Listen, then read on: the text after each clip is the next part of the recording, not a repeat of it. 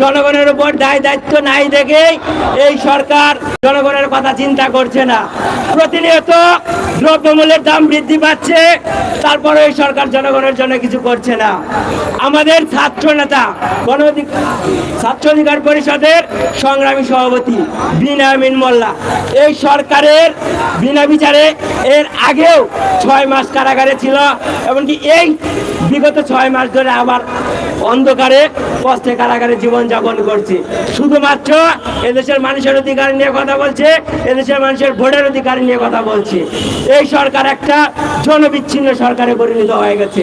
আমরা বলতে চাই, এই জনবিচ্ছিন্ন সরকারকে, এই ভোট ডাকাতির সরকারকে, এই মানুষ চোরের সরকারকে এদেশের জনগণ ঐক্যবদ্ধ করে এই সরকারকে তার ক্ষমতা থেকে নামাবে।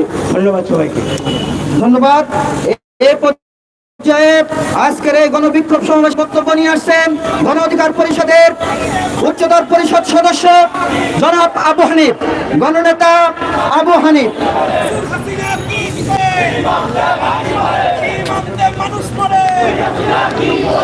আসসালামু আলাইকুম। আজকে আপনারা জানেন যে আমরা এখানে কেন দাঁড়িয়েছি। বর্তমান যে আওয়ামী লীগ সরকার যে অবৈধভাবে ক্ষমতায় আসছে, এই ক্ষমতার আগে যদি আমরা হিসাব করি প্রায় 15 বছর যাবৎ ক্ষমতায় আছে। তাদের এক শাসনামলে ভারতীয় যে সীমান্ত বাহিনীর হাতে বাংলাদেশের অন্তত পক্ষে 5 শতাধিক বাংলাদেশিকে হত্যা করা হয়েছে। কিন্তু দুর্ভাগ্যজনক হলো সত্য যে বাংলাদেশের সরকারের পক্ষ থেকে কোনো ধরনের কড়া কোনো প্রতিবাদ করা হয়নি। যদিও 2011 সালে ফেলানি হত্যার সময় কিছুটা প্রতিবাদ হয়েছিল, তখন ভারতীয় পক্ষ থেকে বলা হয়েছিল সীমান্তে যে হত্যাকাণ্ড হচ্ছে সেটা শূন্যের কোটায় নামিয়ে আনা হবে। কিন্তু আমরা দেখেছি তার পরবর্তী সময়ে প্রতি বছরে কখনো 40 জন, কখনো 50 জন, কখনো 60 জন, মানে প্রতি বছরেই এই হত্যাকাণ্ড ঘটছে। কিন্তু এই সরকার কোনো প্রতিবাদ করছে না। এই সরকার প্রতিবাদ না করার পিছনে অন্যতম কারণ হচ্ছে এই সরকার জানে তারা যে অবৈধভাবে বাংলাদেশে ক্ষমতায় রয়েছে, সেই ক্ষমতায় থাকার জন্য ভারতের যে দাদা বাবুরা তাদেরকে সবসময় সহযোগিতা করছে। আপনারা যদি দেখেন ভারতের সাথে পাকিস্তানের যে বৈরী সম্পর্ক, সেই সম্পর্ক থাকার পরেও আপনারা কয়জন জানেন যে ভারত এবং পাকিস্তানের সীমান্তে কবে লাস্ট শুনেছেন যে সেখানে কারো কোনো হত্যাকাণ্ডের ঘটনা ঘটেছে? সেখানে কিন্তু কোনো হত্যাকাণ্ডের ঘটনা ঘটেনি। কিন্তু বাংলাদেশ সবসময় বলা হয়, বাংলাদেশের আওয়ামী লীগের পক্ষ থেকে বলা হয় আওয়ামী লীগের বাংলাদেশ নাকি ভারতের খুবই কাছের বন্ধু। কিন্তু একটা কথা মনে রাখবেন, আমরা দেখেছি ভারত বাংলাদেশের সাথে যে ধরনের আচরণ করে, তখন আমাদের একটা কথা মনে হয় ভারতের মতো যদি কোনো বন্ধু থাকে তাহলে কোনো শত্রুর প্রয়োজন নাই। এই যে অবৈধ সরকার ক্ষমতায় থাকার জন্য তারা কোনো প্রতিবাদ করে না। আমরা দেখেছি যে একজন বিজেপির একজন যে সৈনিক হত্যাকাণ্ডের শিকার হয়েছে, কিন্তু তার 2 দিন পরে আমরা দেখেছি নৌপরিবহন প্রতিমন্ত্রী বলেছেন এটি একটি বিচ্ছিন্ন ঘটনা। আপনারা চিন্তা করতে পারেন যে এরকম একটি ঘটনা নাকি বিচ্ছিন্ন ঘটনা?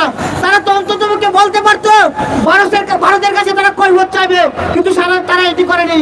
কারণ তারা জানে ভারতের কাছে তাদের মাথা বিক্রি করা আওয়ামী লীগকে একমাত্র ভারতেই ক্ষমতায় রেখেছে। আজকে জনগণকে বলবো, এই আওয়ামী লীগ সরকার যতদিন রয়েছে বাংলাদেশের স্বাধীনতা সার্বভৌমত্ব হুমকির মুখে। সুতরাং অবৈধ সরকারকে পতন না ঘটাতে পারলে সীমান্তে যেমন নিরাপদ নয়, তেমনি বাংলাদেশে কোনো মানুষ নিরাপদ নয়। আমাদের রাজনৈতিক দল হিসেবে আমরা নতুন, আমাদের সভাপতি সাহেব মাঝে মাঝে ভারত বিরোধী বক্তব্য দেন। আমাদেরকে অনেকে বলে, ভাই তোমরা নতুন একটা দল, ভারতের বিরুদ্ধে কেন কথা বলো? তোমরা দেখেছো ভারতের বিরুদ্ধে কথা বলতে গিয়ে বুয়েটের মেধাবী শিক্ষার্থী আফরোজ ভাগ হত্যাকাণ্ডের শিকার হয়েছে। তারা মনে করে, বাংলাদেশের অনেক মানুষ মনে করে যে ভারতের বিরুদ্ধে কথা বললে যে কোনো সময় বিপদ হতে পারে। আমরা আজকে এখানে যারা কথা বলছি আমাদেরও নিরাপত্তা নাই, কারণ ভারতের বিরুদ্ধে কথা বললে এই সরকার সবচেয়ে বেশি রাগান্বিত হয়। সুতরাং জনগণকে বলবো, ভারতের বিরুদ্ধে নয়, আমরা ভারতের আগ্রাসন বিরোধী কথা বলবো। ভারতের যে আগ্রাসন বিরুদ্ধে রুখে দেওয়ার জন্য জনগণকে ঐক্যবদ্ধ হওয়ার আহ্বান জানাই। আর শেষ একটি কথা বলবো, এই যে বিচ্ছিন্ন ঘটনাগুলো বলেন, যত অপকর্ম বলেন, এগুলো কেবল সামান্য ঘটনা। এর মূলে রয়েছে এই অবৈধ সরকার। যতদিন পর্যন্ত এই অবৈধ সরকার ক্ষমতায় রয়েছে কোনো সমস্যাই সমাধান হবে না। সুতরাং এই সরকারকে পতন ঘটানোর জন্য আমাদেরকে রাজপথে নামতে হবে। ধন্যবাদ সবাইকে। ধন্যবাদ।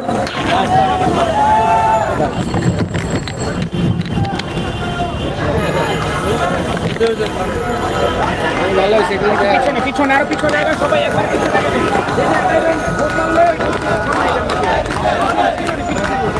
ধন্যবাদ।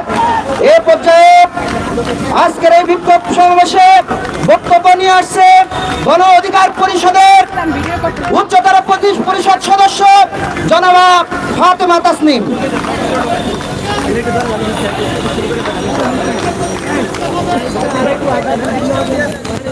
বিসমিল্লাহির রহমানির রহিম।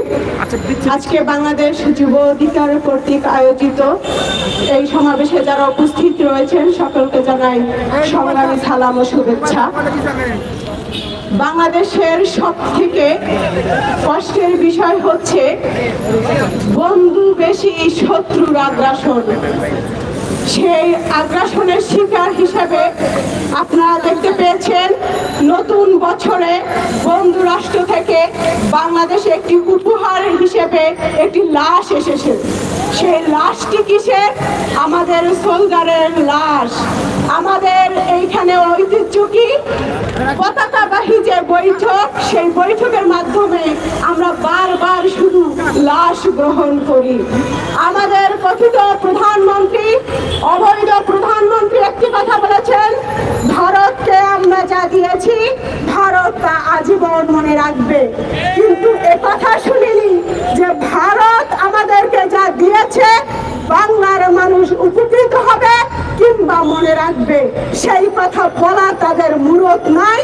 14 বছর অবৈধভাবে ক্ষমতায় থেকেও আজ পর্যন্ত তিস্তার ন্যায্য হিস্সা তারা বুঝে নিতে পারে নাই। সীমান্ত হত্যাকে তারা জিরোতে আনতে পারে নাই। ফেলানি হত্যার তারা বিচারে করতে পারে নাই। আবরারকে প্রাণ দিতে হয়েছিল ফেনী নদীর পানির হিস্সা বন্ধ করার কথা বলে। আরেকটি কথা বলি, আপনারা যারা জানেন ভারতীয় যে সিরিয়াল চলে বাংলাদেশে, সেই সিরিয়াল কলকাতার জনগণ শিক্ষার্থীরা দেখে না, তারা রুটিন মাফিক ক্লাস করে, পড়াশোনা করে। সেই সিরিয়াল এতটা জৌলস, সেক্সুয়াল সুশ্রী দিয়ে তারা এমনভাবে সিরিয়াল তৈরি করে, বৃদ্ধ থেকে শিশু থেকে শুরু করে, কিরণমালা পাখি থেকে শুরু করে, তারা বাচ্চাদের ড্রেস থেকে শুরু করে, বাচ্চাদের কলম স্টিকারে তারা সেই সিরিয়ালের নামকরণ করে ভারতীয় আগ্রাসন সংস্কৃতির মধ্য দিয়ে বাংলার রন্ধ্রে রন্ধ্রে ঢুকিয়ে দিচ্ছে। তারই পরিপ্রেক্ষিতে আরেকটি ঘটনা, টক অফ দ্য টাউন যেটি হচ্ছে শরীফ থেকে শরীফা হওয়ার যে গল্প, সেটি ভারতীয় আগ্রাসনের আরেকটি নিশানা। একটি দেশকে ধ্বংস করার জন্য, একটি জাতিকে ধ্বংস করার জন্য শিক্ষা ব্যবস্থাকে ধ্বংস করাই হচ্ছে মূল লক্ষ্য। সেই শিক্ষা পুস্তকে যখন শরীফ থেকে শরীফা ঢুকিয়ে দেওয়া হয়, তার অন্তরালে কি থাকে তা বাংলার সাধারণ জনগণ বুঝে না। সেই অন্তরালে রয়েছে হিজড়া সম্প্রদায়কে উস্কে দেয়া আর মানসিক ভাবে বিকৃত যৌন লালসার সমকামিতাকে উস্কে দেওয়ার একটি প্রতিপাদ্য বিষয়। আমাদের সাংবিধানিক যে অধিকার রয়েছে, সেই অধিকার অনুযায়ী আমরা স্বাধীনভাবে মত প্রকাশ করতে পারি না, অথচ আমার সংবিধানে 377 নম্বর অনুচ্ছেদে রয়েছে সমকামিতার বাংলাদেশে অবৈধ এবং একটি আইনগতভাবে ব্যবস্থা নেওয়ার একটি মাধ্যম। সেটির শাস্তি হচ্ছে 10 বছর কারাদণ্ড, যাবজ্জীবন কারাদণ্ড, অনাদায় অর্থদণ্ড। সেটিকে ইসলাম সমর্থন করে না। ইসলামিক মূল্যবোধকে, ইসলামিক মানদণ্ডকে ভেঙে দেওয়ার জন্য এই শরীফ থেকে শরীফা